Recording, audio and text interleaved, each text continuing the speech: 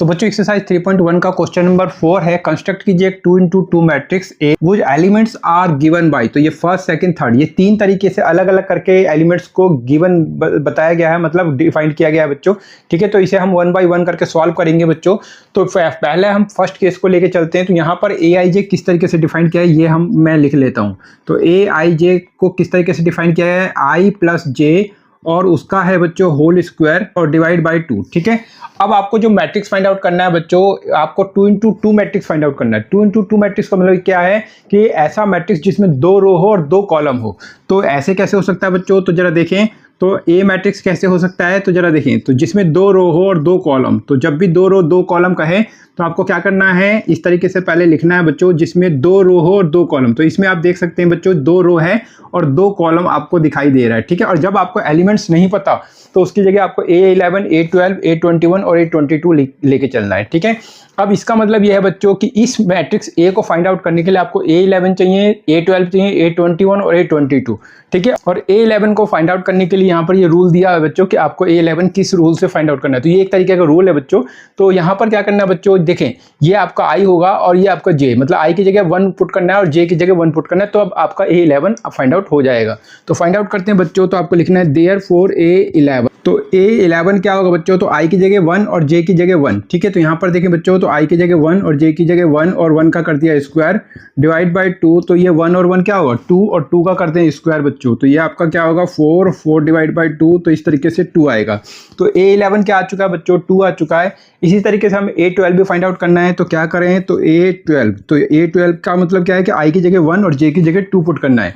तो यहाँ पर i की जगह हम 1 पुट करते हैं और j की जगह, ये j की जगह मैंने 2 पुट किया बच्चों, और डिवाइड और स्क्वायर करेंगे डिवाइड बाय 2। तो 1 प्लस 2 क्या होगा 3 और 3 का स्क्वायर करें तो ये आपका होगा 9 और 9 को 2 से डिवाइड करना है। ठीक है, तो ये तो कैंसिल होगा नहीं। तो इस तरीके से 9/2 होगा A12 का वैल्यू। ठीक है, अब आपको A21 फाइंड आउट करना है बच्चों। तो A21 के लिए भी सेम प्रोसेस करना है। तो करते हैं बच्चों। तो A21 के लिए क्या करें, i की जगह 2 पुट करना है, j की जगह 1। तो पुट करते हैं बच्चों, i की जगह क्या पुट करें 2 और j की जगह 1 और उसका कर देंगे स्क्वायर डिवाइड बाय 2। तो ये आपका 3 का स्क्वायर कर दें तो क्या आएगा बच्चों 9/2 होगा। ठीक है, अब आपको क्या फाइंड आउट करना है बच्चों, A22। तो सेमी रूल लगा के चलेंगे बच्चों। तो A22 का मतलब i की जगह 2 j की जगह 2। तो क्या करें बच्चों, यहाँ पर 2 और यहाँ पर j की जगह 2 पुट करेंगे। तो क्या होगा, तो ये आपका 2 + 2 का स्क्वायर डिवाइड बाय 2। तो ये 4 का स्क्वायर क्या होगा, तो 16/2। तो इस तरीके से ये आपका हो जाएगा 8। ठीक है, तो इस तरीके से हमने ये चारों एलिमेंट्स को फाइंड आउट कर लिया बच्चों। तो आपको लास्ट में लिख देना है देयरफॉर रिक्वायर्ड मैट्रिक्स। तो देयरफॉर, क्योंकि रिक्वायर्ड मैट्रिक्स ए होगा, तो देयरफॉर रिक्वायर्ड मैट्रिक्स। तो आपको लिखना है देयरफॉर रिक्वायर्ड मैट्रिक्स और ए। तो आपको बता देना है कि क्या होगा A11, A12 और A21 और A22। और इसमें जो आपने वैल्यू फाइंड आउट किया है वो आपको पुट कर देना है। तो फर्स्ट यहाँ पर A11 की जगह क्या होगा 2, A12 को देखें तो ये आपका 9/2, तो 9/2 होगा, और A21 तो ये आपका 9/2 और A22 क्या होगा बच्चों, तो ये आपका हो गया 8। तो ये चारों एलिमेंट्स को यहाँ पर पुट कर देना बच्चों, और इस तरीके से ए का आंसर आपका आ चुका है और यहाँ पर आपको लिख देना है आंसर। ठीक है, तो इस तरीके से हमने फर्स्ट पार्ट को तो सॉल्व कर लिया बच्चों। अब हमें सेकंड पार्ट को सॉल्व करना है, तो हम सॉल्व करते हैं बच्चों। लेकिन साथ में आप जब इसको सॉल्व करें तो यहाँ पर आप बता दीजिएगा कि ये फर्स्ट पार्ट है बच्चों। अब जब आप सेकंड पार्ट को सॉल्व करेंगे तो यहाँ पर मैं सेकंड लिख दूंगा। ठीक है, तो अब आपको सेकंड पार्ट को सॉल्व करना है बच्चों। तो सेकंड पार्ट को जब आप सॉल्व करें तो यहाँ पर 4 का सेकंड, तो सेकंड पार्ट में ए आई जे किस तरीके से डिफाइन किया गया है इसको आपको लिखना है। तो ये आपका आई हो गया अपॉन में जे हो गया। ठीक है, और इसमें भी आपको यही फाइंड आउट करना है A11, A12, A21, A22। ठीक है, A11 फाइंड आउट करने के लिए क्या करें, i की जगह 1 j की जगह 1। तो आपको लिखना है बच्चों देयरफॉर A11। तो ये क्या होगा बच्चों, तो i की जगह 1 और j की जगह 1, तो 1/1 ये आपका 1 हो गया।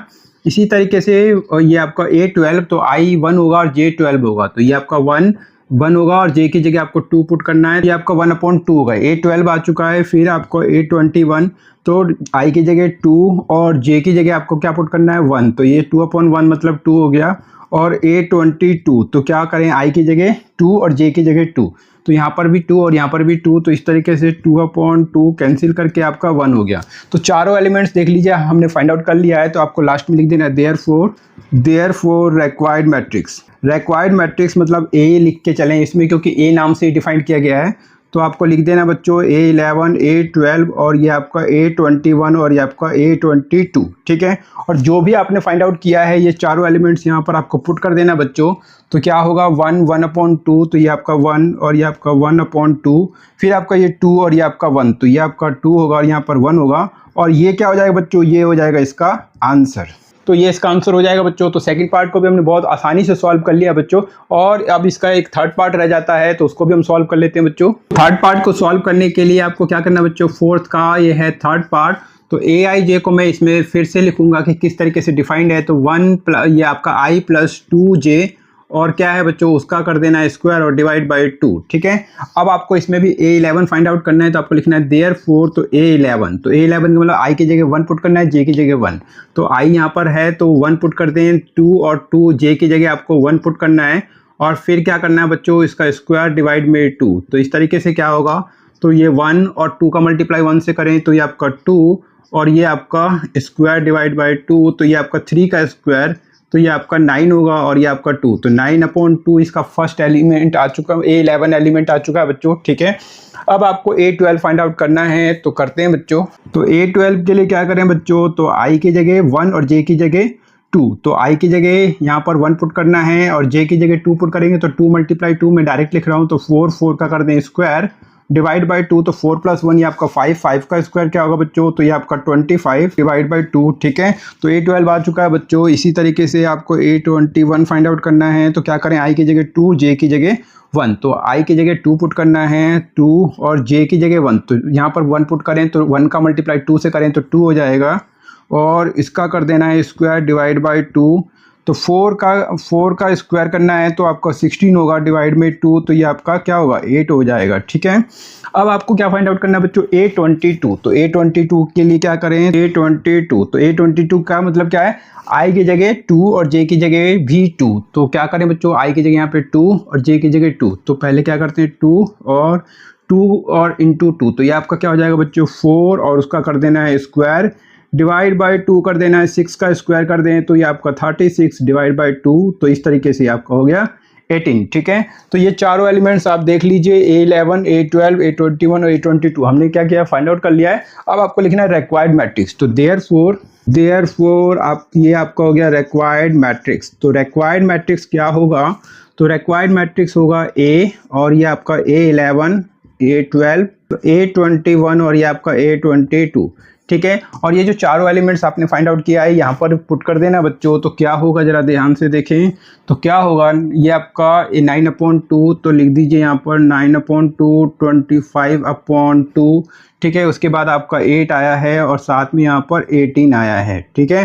तो ये 4 एलिमेंट्स जो होंगे ये आपको यहाँ लिख देना है और ये क्या हो जाएगा, इसका आंसर हो जाएगा बच्चों। तो इस तरीके से हमने फर्स्ट सेकंड थर्ड पार्ट को इसके सॉल्व कर लिया बच्चों, और उम्मीद करता हूँ आपको बहुत आसानी से समझ में आ गया होगा।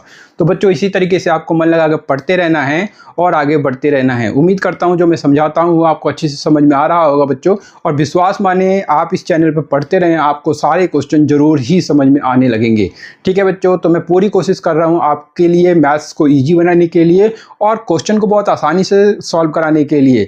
आपको कैसे समझ में आ रहा है आप कमेंट करके मुझे जरूर बताया करें, और अगर समझ में आ गया है तो वीडियो को लाइक कर देना बच्चों, और चैनल पे पहली बार है तो प्लीज़ चैनल को सब्सक्राइब कर लेना। साथ में अपने फ्रेंड के साथ चैनल को, इस वीडियो को जरूर शेयर करें बच्चों, ताकि उनको भी इस चैनल के बारे में पता चले, और आप मुझे प्लीज़ सब्सक्राइब करके सपोर्ट भी करें बच्चों। तो उम्मीद करता हूँ आप लोग मेरी सहायता जरूर करेंगे बच्चों। मिलते हैं नेक्स्ट वीडियो में बच्चों। आपने वीडियो को वॉच किया इसके लिए आप सभी का बहुत बहुत धन्यवाद बच्चों।